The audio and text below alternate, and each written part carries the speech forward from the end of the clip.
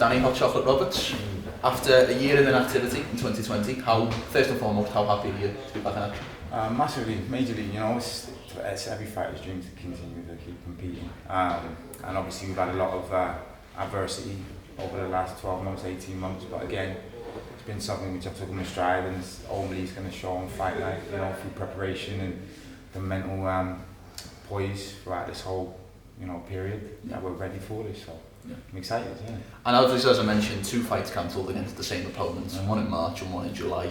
How difficult was 2020 for you?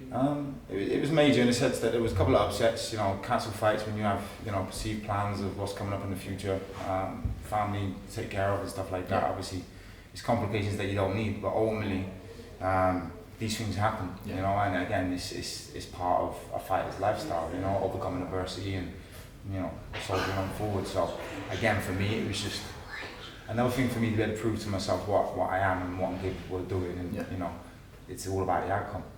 I always say that the guys on that UFC London card, the 20th of March, were the most unlucky out of anyone on the roster. Do you share that? Do you think it was? Yeah, I definitely felt it. Listen, I was one of the first people to lose out on a payday after training, after being 12, 13 weeks away from the family. I was actually over in the States at the time, so I'd already made the sacrifices that I needed to get ready for that camp.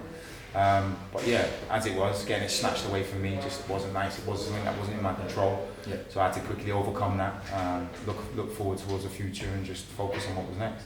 Well, let's talk about what is next. Let's move from past to present. So, June the 19th, you'll be fighting Tim Means. Mm-hmm. First and foremost, how do you view this as a style matchup? A lovely style matchup. Probably one of the best style matchups, for me personally, and that the UFC have put on. I would say for the welterweight aspect of it, and also, like I say, for me mostly, but on a personal level, because this is something which is going to help me really kind of show who I am at the greatest level. And I feel still, without having 10 fights in the UFC, I haven't been able to showcase my full assets and my full potential. So this is going to be, a completely new driven, new refined, prime Danny Roberts.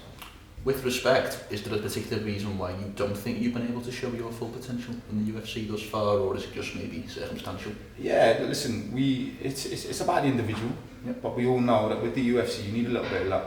Yeah. There's no picking fights, there's no easy way through it.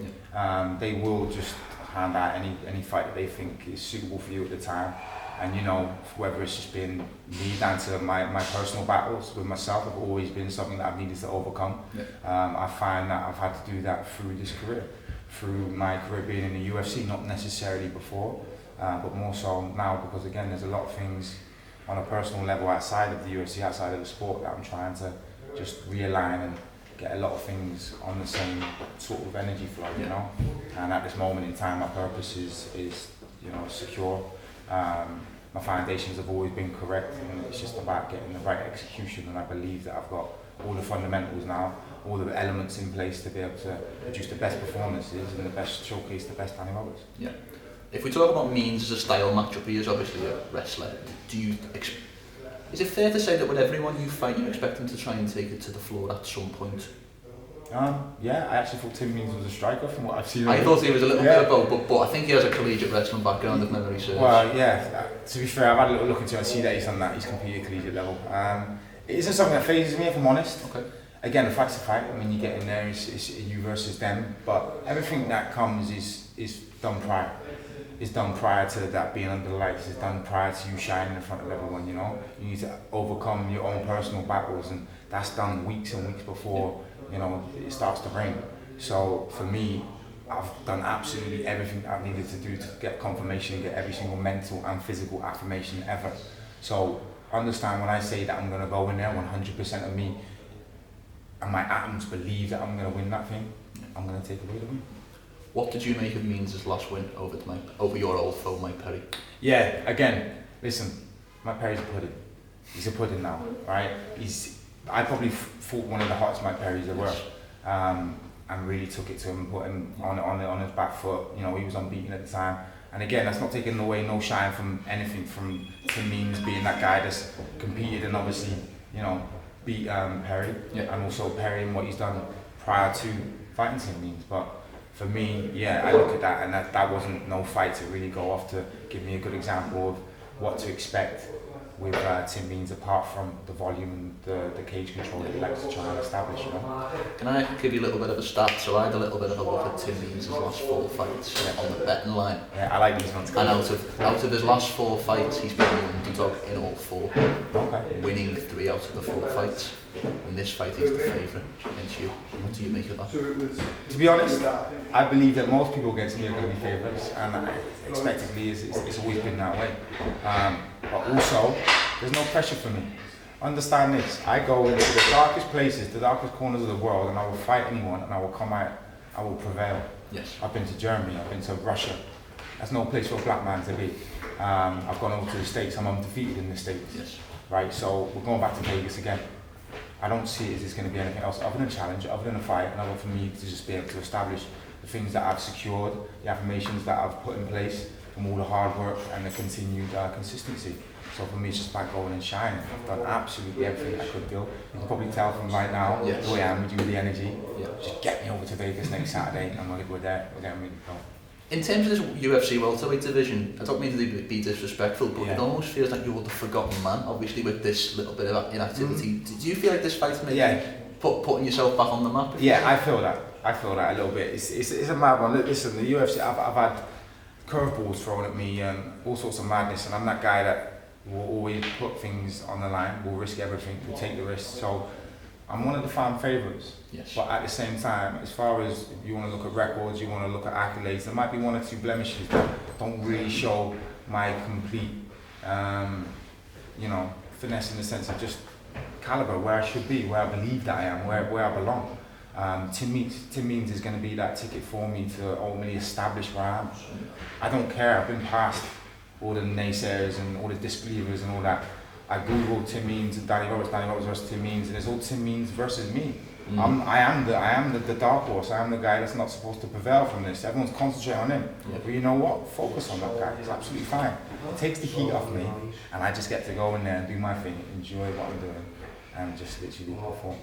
I had a little look on Tapology earlier. I think Means are ranked in the top 20, unofficially ranked in the top 25 at welterweight. Do you view this as maybe an opportunity to catapult yourself back into the top end of this division? 100%. There's a couple of little, losses on the record, which one was a crazy verbal tap, which wasn't a tap. The Mike Perry fight, winning the fight to the last 10 to 20 seconds. Nordine Taleb, you get stunned in the first 60 seconds, which anyone can do. Yes. So you understand that these are just luck of the draw. And normally I've been unlucky. So like I say, for me to be able to have this fight against Tim Means, it gives me that chance to be able to go establish who I am, let everyone else know I am. Forget about all the naysayers, because that's again something that I've had to detach myself with along this journey, because it is a rough, tough road. And again, we're just in that position to be able to be settled. I feel like everything's about timing. Yes. Every individual has their own, divine timing, and I feel that this is mine. I feel like I've had to have them mistakes to know who I am, but also to be able to create the things in my personal life, to be able to make my career and my personal life have some synergy and unity, so we can move forward together at one and be at peace. And for me, as an athlete and a fighter, my biggest battles have always been with me, not with the guy standing across the cage. So I believe that I'm complete. I'm beating myself every day on a daily basis. So I'm telling you now, it's going to be special. This second half of my career now is going to be something which, I've got newfound energies, newfound purposes. And again, I just feel like we just need to have the fights now to be able to put consistency together. So Russia 2019, that was the last time we got it. We knocked someone out. Everyone forgets about that because it's been so long. So I just want to be able to get consistent wins now and really start to establish who I am. In some ways, the momentum of that Imadaev knockout win has probably been lost, hasn't it, by such... Oh, yeah. You should have probably catapulted right into the March fight, and then right into probably a fight in the summer, and as you mentioned, luck of the draw probably wasn't on your side. Yeah, realistically, I look at the last 18 months, I want to dwell on it. I could have been top 10 already, I could have been, a household name for a lot of people. But as it is, I'm still just on the cuff, still sitting there in one of the toughest divisions in the world. I don't care about that no more. And I feel like that was the element of the thought process that I should have had from day one. But I didn't have it because I didn't apply it. I feel like it took this for me to learn.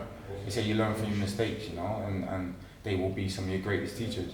I believe 110% that things happen for a reason, and here I am. I'm a great believer that it's something that's helped me throughout my life to where I am now, and here I am in the sport answering the same question with the same answer. I saw a video on your Instagram a couple of days ago and you were talking about this fight being for your legacy. Why specifically this fight? Why does this fight, in your opinion, have so much? For me, this is the turning point. You know, this is again, like I say, there's a lot of affirmations, there's a lot of things that are really starting to find their complete kind of, I say with the synergy from the way that my mental aspect is to the physical, my personal outside of the gym, everything needs to be right for a fighter, you know, and also being able to let yourself be free, not putting too many external pressures or, you know, things that ultimately will make you perform different. Again, I think a lot of it comes from maturity. It's not just about me anymore. This whole legacy thing that I talk about isn't about, you know, as much as what people say, being a champion's being a champion. Not everyone remembers every person that's held a belt, but people remember the ones that have had the best fights. People remember, and for me, it's about my name living on after I'm gone. You know, my name being able to help my kids my sons be able to prevail and have more and attain more and be able to have better options in life. Because I came from nothing. And without the hard work and the solitude and, you know, the consistency, it would still remain that way. So I want that to prevail and to be bigger than me, you know.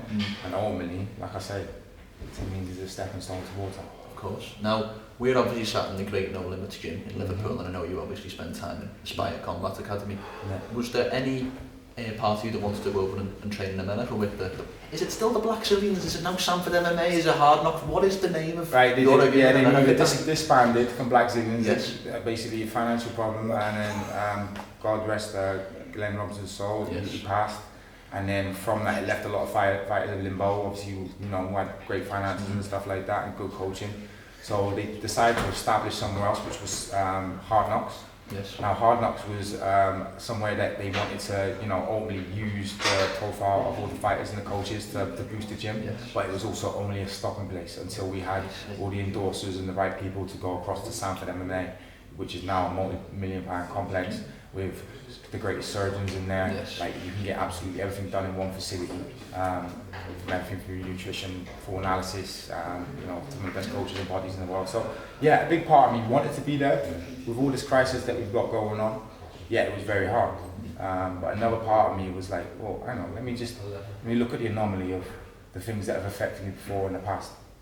I go away. I'm away from my eldest son, and breaks my heart. Yes. So I'm torn all the time between emotions. Then emotions will show in a fight. Well, you can't always act on emotions. Sometimes you have to think with your head. And this is, again, one of the greatest lessons that I've learned is my biggest enemy has always been me, and it's finding inner peace. And I feel like I've got the elements around me now to really double down on that. When I have got that, I also feel complete, so I'm performing better in the gym. Performing better in the gym only leaves one answer, which is I'm going to perform better in the fight. Yeah. Being back at No Limits, having great coaches around me, Danny Rigo, Chris Tam, I've been able to formulate a great team with a massive intelligent input, with very personal and a very close input also from the likes of them guys, which has only helped me elevate and understand the game and myself even more. So again, everything is about the unique synergy of all these elements flowing, you know, in one direction together. Yeah. You cannot have one thing pulling you back and 4 or 5 pushing you forward. Right? They all have to be goal, because the cracks will show when the cage door locks, you know? A little bit of maturity throughout this period of an activity, maybe. Yeah, it shows an old man, aren't I? That's what it is. You know? I wouldn't say an old man, but maybe in the MMA game an old man. With respect. Yeah. But again, I'm stronger than I've ever been. We know all this because we base everything we do off data. Yes. And I've always been a data guy, you know. So I don't like to speculate or guesstimate to the outcome. I want affirmations to know exactly what's going to happen. I know what my rest and recovery rate is. I know what I'm lifting on a daily basis. I know what I can do. And like I say, all them things ultimately just double up on the affirmations to you being correct, being right,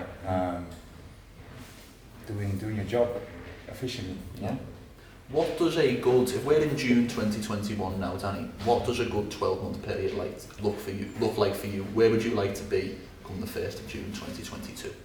1st of June 2022, between now and then, we're easily have 4 or 5 fights.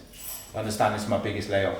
Yes. Time is of the essence also, and I have been somebody who's had 10 fights within a 5-year period in the UFC, 6 years including this.